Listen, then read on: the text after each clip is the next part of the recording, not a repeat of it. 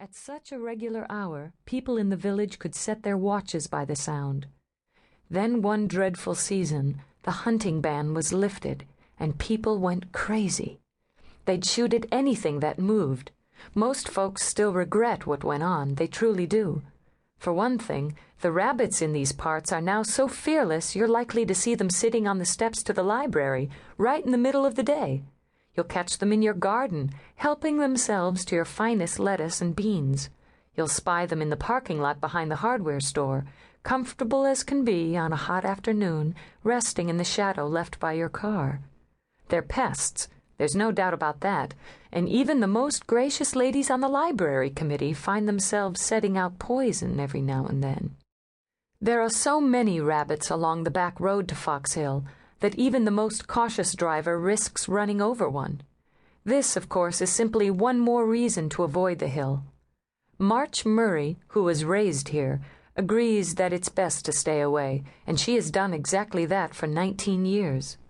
All this time she has lived in California, where the light is so lemon-colored and clear it is almost possible to forget that there are other places in the world, these woods, for instance, where one could easily mistake day for night on an October afternoon, where the rain falls in such drenching sheets no birds can take flight. It is exactly such a day, when the sky is the color of stone and the rain is so cold it stings the skin, that March returns home. And although coming back was not in her plans, she is definitely here of her own free will. The simple act of returning, however, doesn't mean she's a local girl right off, that she would, for instance, still know every shop owner in town by name as she once did. In the time she's been away, March has certainly forgotten what rain can do to an unpaved road. She used to walk this way every day, but the ditches are much deeper than she remembers, and as they drive over branches tossed down by the storm, there is an awful sound like the crunching of bones or a heart breaking. The rental car has begun to lurch. It strains all the way uphill and sputters each time they have to traverse a deep puddle. "We're going to get stuck," March's daughter Gwen announces, always the voice of doom. "No, we won't," March insists. Perhaps if March hadn't been so intent on proving her point, they wouldn't have. But she steps down hard on the gas, in a hurry as usual, and as soon as she does, the car shoots forward into the deepest ditch of all, where it sinks, then stalls out. Gwen lets out a groan. They are hubcap deep in muddy water and 2 miles from anywhere.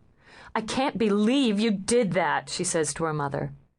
Gwen is 15 and has recently chopped off most of her hair and dyed it black. She's pretty anyway, in spite of all her sabotage.